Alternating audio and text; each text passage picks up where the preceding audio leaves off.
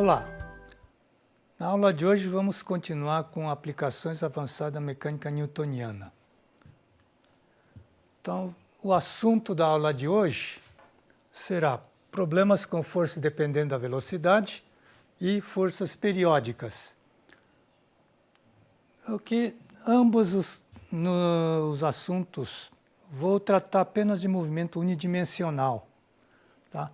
Então, para movimento unidimensional, o referencial é mais simples e podemos simplesmente adotar uma origem e um eixo orientado. Naturalmente, nós vamos colocar também um vetor unitário I. Então, o vetor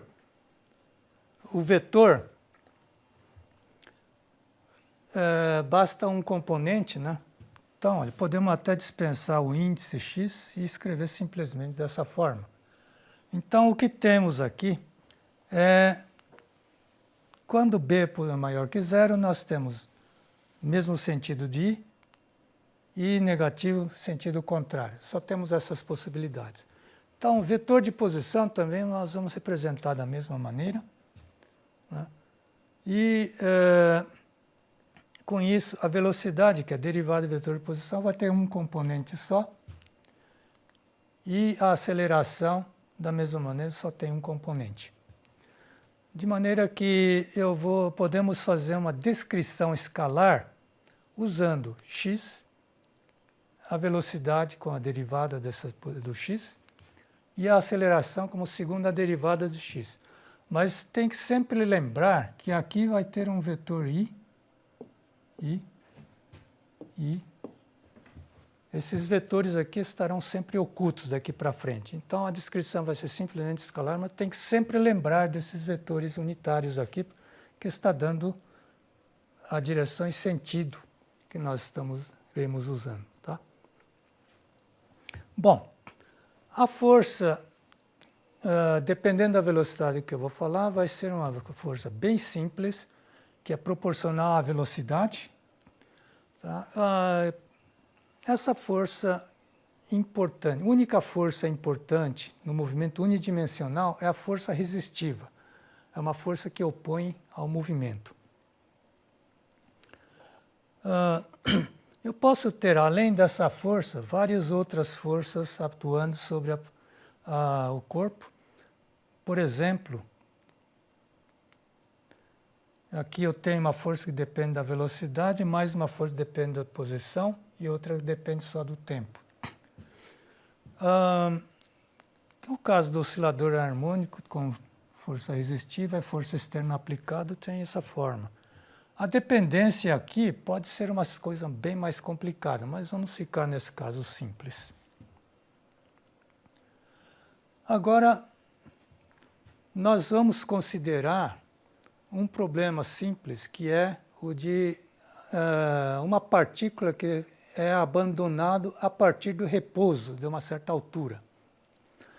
Então, o referencial que nós vamos adotar vai ser o seguinte: a origem vou colocar no solo e vou orientar um eixo verticalmente para cima. Então, a partícula que foi abandonada vai começar a cair sob a ação da gravidade, né? Assim que ele entrar em movimento, vai aparecer uma força resistiva que vai estar no sentido oposto ao movimento, que pode ser representado aqui nessa figura aqui. Olha, a partícula já está com velocidade v, tem a força-peso e a força resistiva aqui apontando para cima. Isso aqui é o referencial que eu adotei. Bom, para essas forças, a primeira lei de Newton, aplicado, fica assim. Eu escrevi em termos de equação de primeira ordem, porque não aparece x explicitamente aqui, fica mais fácil lidar com essa expressão. Dividindo todo mundo por m, a equação tem essa forma, e para resolver essa equação, a gente multiplica por essa exponencial aqui, toda a equação. O membro esquerdo, isso aqui eu posso escrever com derivada temporal deste produto aqui. Então, basta integrar em tempo. Fazendo isto, eu tenho o resultado final da integração, é isso, né? Que eu tenho que multiplicar por esse fator por causa disso aqui. Lembrando que partícula foi abandonada em repouso, a velocidade inicial é zero. Então, considerando isto ali, eu tenho esse resultado aqui. Veja que esse termo aqui diminui com o tempo, né? Então, vamos olhar isso mais de perto. Isso aqui diminui com o tempo, mas no limite de tempo muito grande, o resultado é uma velocidade constante. Esta velocidade constante nós chamamos de velocidade terminal. Tá? E veja o seguinte, se eu multiplicar isso aqui por menos b dos dois lados, o que vai acontecer é que eu tenho força-peso de um lado e força resistiva do outro, de maneira que eu tenho um equilíbrio entre a força-peso e força resistiva. Por isso que a velocidade tende a uma velocidade constante. Em termos de gráfico, isso aqui é o comportamento da velocidade, né? Começa aqui caindo, aumentando, aumentando, depois tende assintoticamente a essa constante aqui. Na prática, quando chega mais ou menos por aqui, a diferença entre a velocidade terminal e a velocidade presente é tão pequena que podemos considerar que já atingiu a velocidade terminal. Integrando em relação ao tempo esta expressão aqui, eu posso obter a equação horária x de t, que fica assim, né? Então, essa parte aqui fica x de t menos x de zero. Se a partícula foi abandonada à altura h, eu tenho condição inicial x de zero igual a h. Então, levando isso em consideração, calculando a integral do outro lado, eu tenho o resultado aqui, que x de t é dado por essa expressão. Veja que o x de t tem um termo também que desaparece com o tempo e um termo linear em tempo. Graficamente, o comportamento é este. Ele começa na altura h, né, vai diminuindo a altura e tende a essa reta aqui, assintoticamente. O que é essa reta?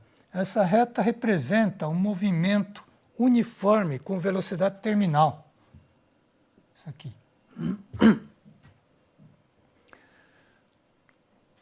Bom, agora nós vamos falar sobre a força periódica, né? Bom, vou usar o sistema massa-mola. Aqui eu estabeleci o referencial, né? Eu vou colocar ele dentro de um fluido para levar em conta a força resistiva ao movimento. E vou aplicar, além disso, uma força externa aqui, dependendo do tempo. Então, a equação diferencial vai ser essa, que eu já mostrei antes. E a força, dependendo do tempo que eu vou aplicar aqui, é uma força oscilatória, que tem o seno de ômega-t mais uma fase. Bom, dividindo toda a equação por m, vai aparecer K sobre m, que já falamos, é uma frequência angular de oscilação livre do sistema massa-mola, onde tem só a força restauradora. E definimos também essa constante gama, que é chamado parâmetro de amortecimento. Então, em função desses, essa equação fica nessa forma. Bom, essa equação aqui é uma equação linear, né, e não homogênea por causa desse termo. Como toda equação não linear não homogênea, tem duas parcelas da solução. Essa primeira é a solução da equação homogênea, que é tomar zero segundo o membro direito dessa primeira equação, né? Mas a solução desta equação homogênea tem este formato aqui. E seja lá qual for a relação entre gama e ômega zero, ele tem tende a zero no limite t muito grande. O que significa que essa solução aqui desaparece com o tempo.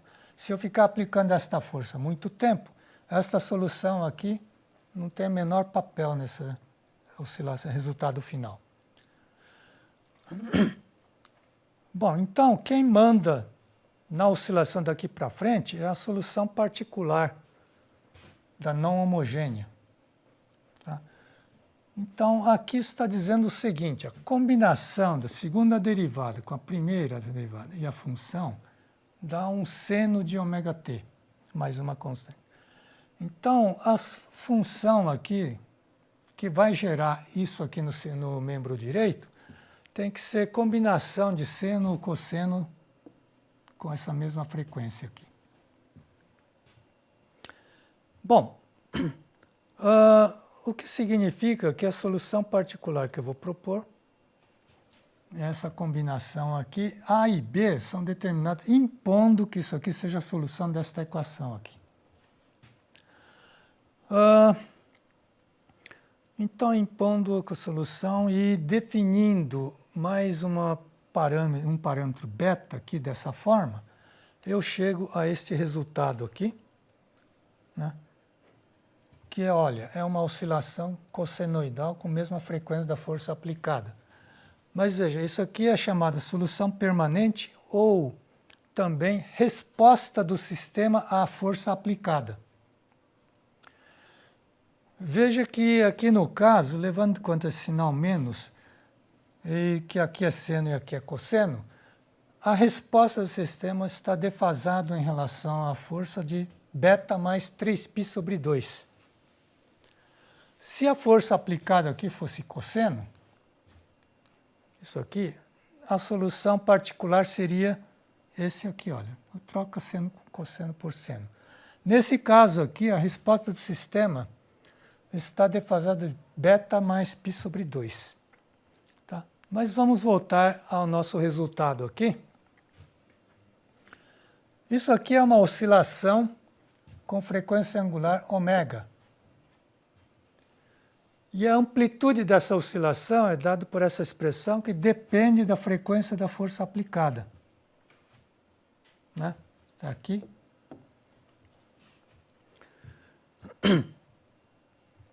Bom, tem o parâmetro de amortecimento aqui, mas antes de continuar, vamos definir uma quantidade, uma grandeza importantíssima, que é muito usada, que chama fator de qualidade.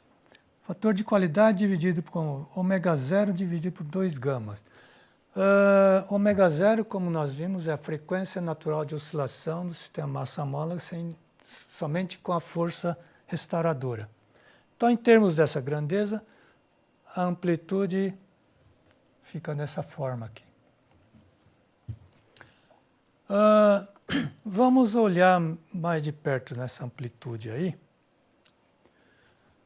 Calculando a derivada dessa amplitude com relação a ômega, tenho esse resultado aqui. Aqui é o seguinte, se 2q ao quadrado for menor ou igual a 1, isso aqui fica negativo e a derivada vai ser sempre negativo, de maneira que a amplitude vai ser sempre decrescente, monotonicamente decrescente. Então, a amplitude só decresce se aumentar a frequência da força aplicada. Esse caso não tem muita graça, mas o interessante é o próximo. Se o 2q ao quadrado for maior do que 1, a derivada tem valor zero, se anula, nesta frequência aqui, ômega barra, que tem essa expressão aqui.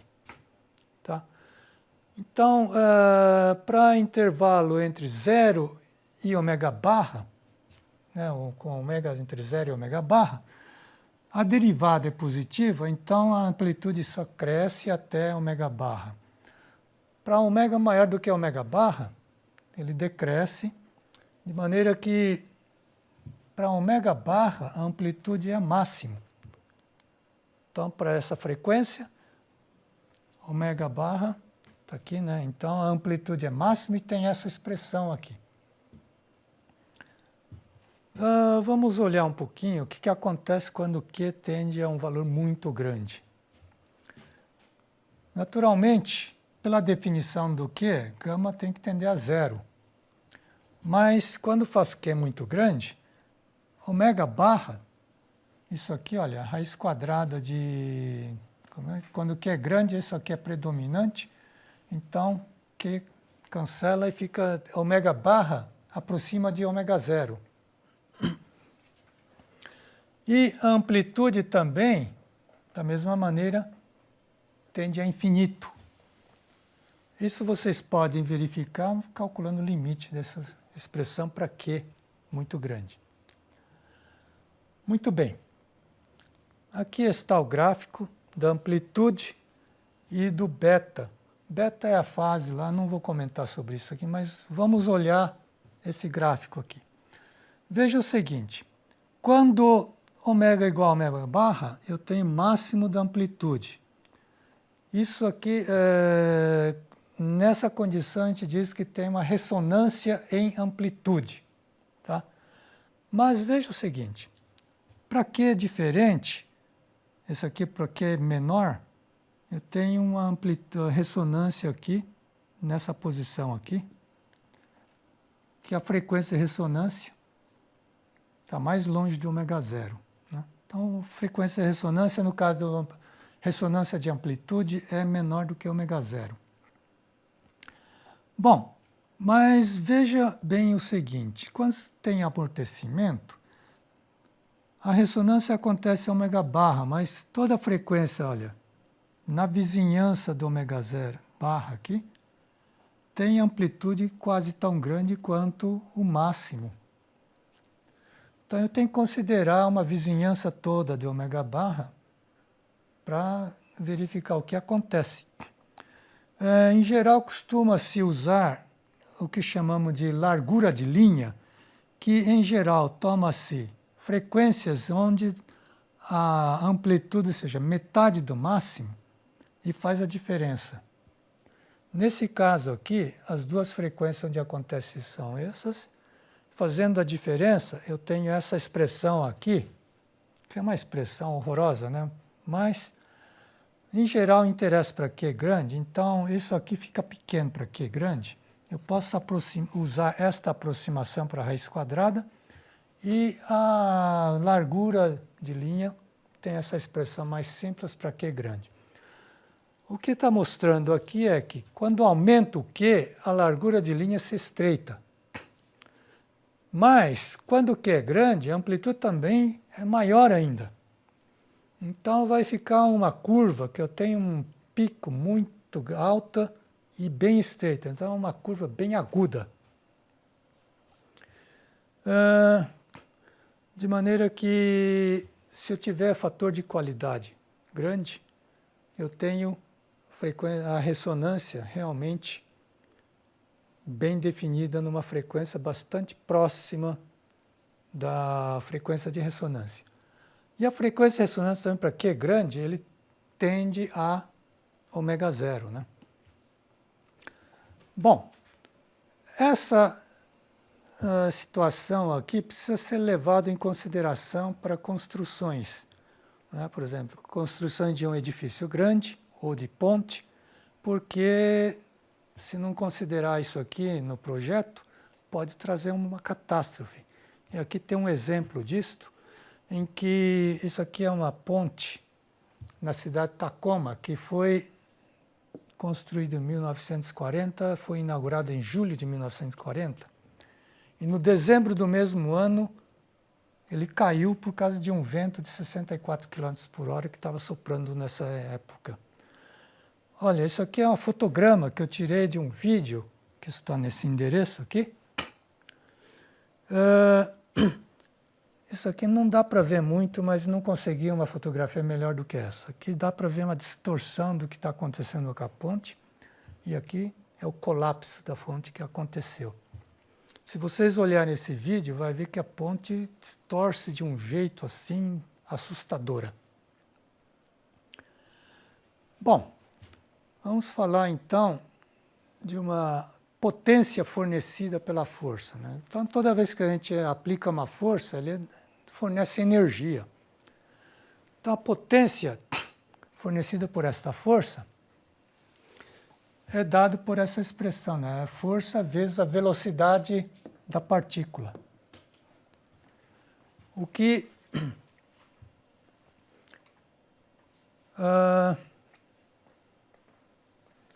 mas, em geral, não se interessa muito pela acompanhar a potência instante por instante.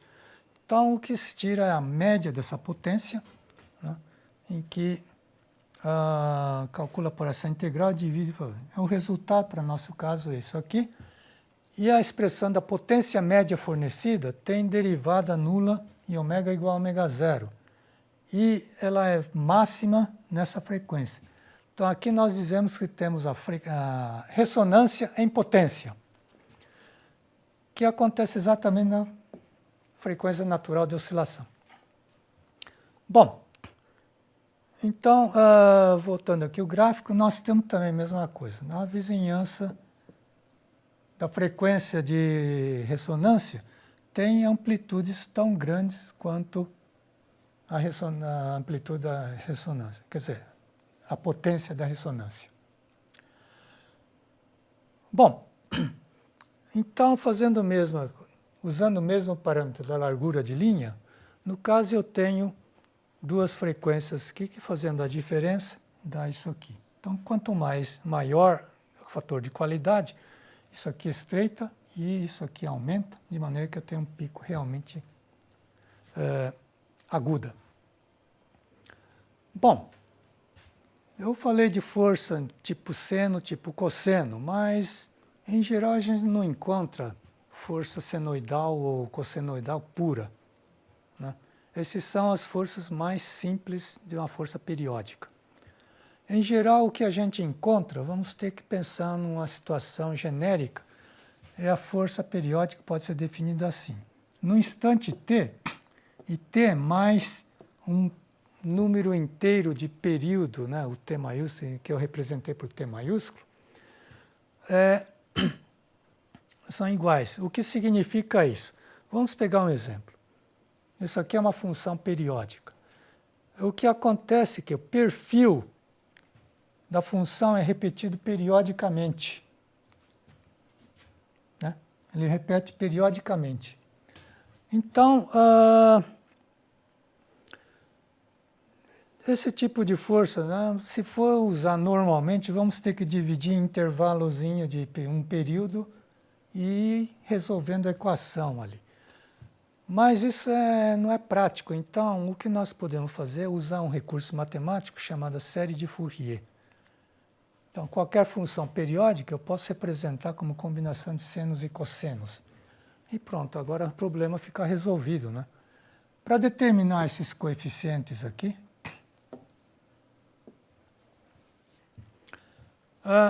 usamos o que chamamos de ortogonalidade de senos e cossenos e chegamos à equação para determinar A e outra para determinar o B.